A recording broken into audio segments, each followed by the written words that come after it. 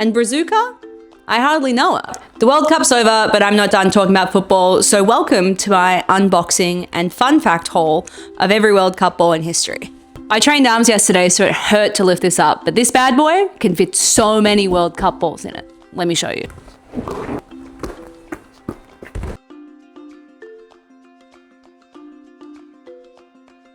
Starting off strong, we have the original, the Telstar 1970, the ball that secured Brazil the World Cup trophy in perpetuity before they lost it. So this was Adidas's first attempt at a World Cup ball, and dare I say it, they really popped the fuck off with this one. If you think of a football, if I ask you to draw a football from memory, this bad boy is what you're thinking of. The ball was named after the Telstar communication satellite, which was a sphere covered in solar panels that looked very similar to this very football.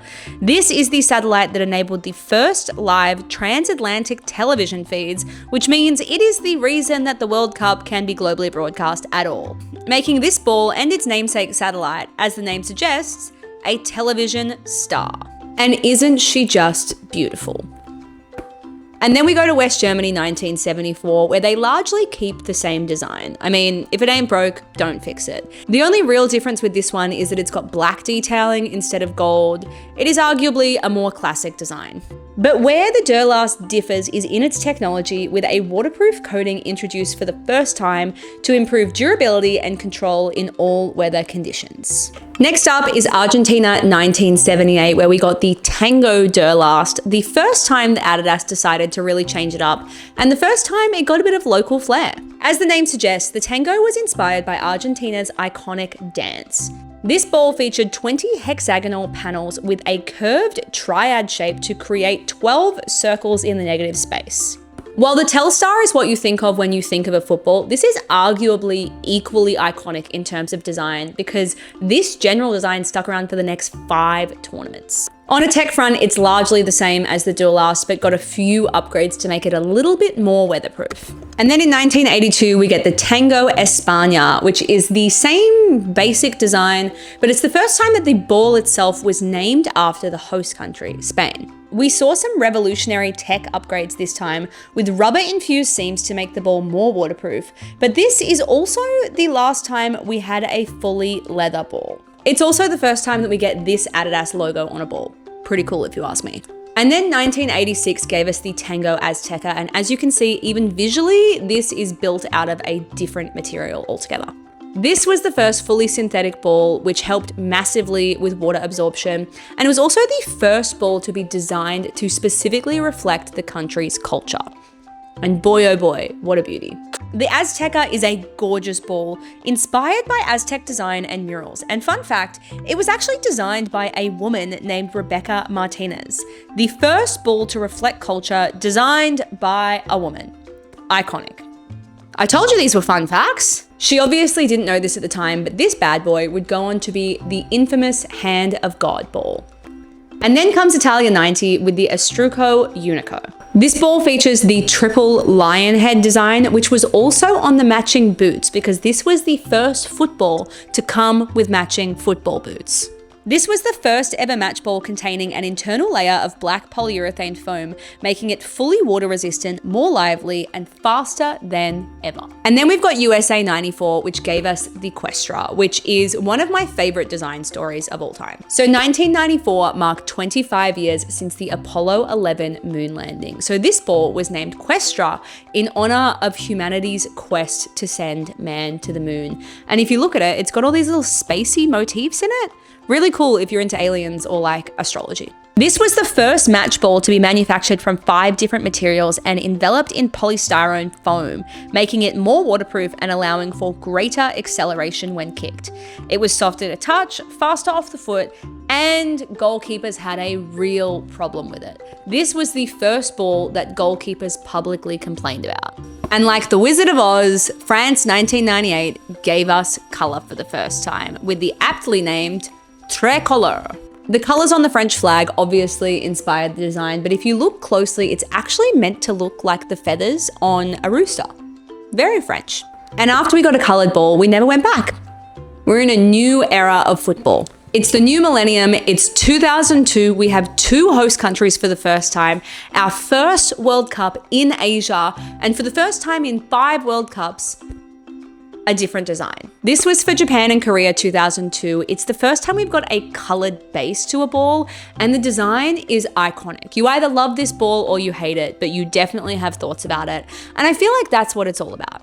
She is stunning. She is one of my favorites. But if you thought that was revolutionary, you haven't seen anything yet, because 2006 gave us Germany, the first World Cup that I remember, and a truly unique ball, both in design and engineering. So this radical new 14-panel configuration reduced the amount of 3-panel touch points by 60% and the total length of panel lines by over 15%, forming a smooth and perfectly round exterior. This is the Teamgeist, German for team spirit, and designed in the same colors as the German kit.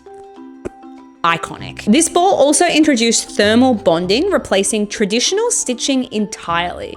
This created a perfectly smooth surface, making the ball's flight more predictable. This was revolutionary at the time, but it would also mark a problem that would define the next ball. The Jabulani, the most controversial ball in World Cup history. Design-wise, this ball features 11 different colors to reflect the 11 different languages and the 11 unique communities in South Africa. It was a visual masterpiece, but aerodynamically, it was a piece of shit. So it featured 8 thermally bonded panels, providing a 70% larger striking surface due to fewer seams. Adidas also added aero grooves, longer indentations along the panels, claiming it would achieve consistent and optimal flight. However, it did anything but. A NASA wind tunnel test later confirmed that the Jabulani's drag dropped sharply at typical match speeds, creating sudden, unpredictable movement just as players would strike the ball. This was a case of my lobster is too buttery, my steak is too juicy. It was too smooth. It was too aerodynamic that it actually caused a problem. The ball would knuckle randomly mid-air, changing direction without spin, with no predictable pattern. Goalkeepers couldn't track it, strikers couldn't place it, but boy oh boy, is she pretty. Brazil 2014 gave us another iconic design in the Brazuca. For those of you who don't speak Portuguese, Brazuca is slang for Brazilian, and the ribbons on this design are actually meant to reflect the Brazilian wishbands. This was also the first World Cup ball that was named via public vote, with Adidas putting it to the people of Brazil to name this bad boy. And Brazuca? I hardly know her. So this bad boy featured 6 thermally bonded panels with longer, deeper seams than the Jabulani and panels covered in little textural bumps. This brought the critical knuckling speed back down to around 30 miles per hour, which was much more akin to the traditional 32-panel ball. This was sent around the world to players, teams, and national associations for extensive testing before the tournament. Adidas even sent a disguised version out to be used in certain league matches. After the Jabulani, they were taking no chances. This is arguably the most thoroughly tested World Cup ball in history. And time flies when you're going through World Cup balls, because we are already at Russia 2018, which gave us the Telstar 18. A blast from the past, if you will. This was a modern homage to the 1970 original ball, and she is iconic. It's like you designed the original ball, but like in Minecraft. So the pixelated Minecraft design is meant to mimic motion, like the ball is traveling so fast that you can't even see it because the computer's just breaking up. This was also a huge step forward in absolutely useless bullshit technology, because this was the first ball to feature an NFC chip, which basically meant that you could come up to the ball and scan it with your phone and get little interactive features. Did nothing for the game, but it was a fun little marketing gimmick. This was also the first tournament that gave us VAR, signaling a new era of the digital age of football. It was the tournament that was meant to be Modric's, and I'm still not over that. And then Qatar 2022 gave us the Al Rila, aka the Journey.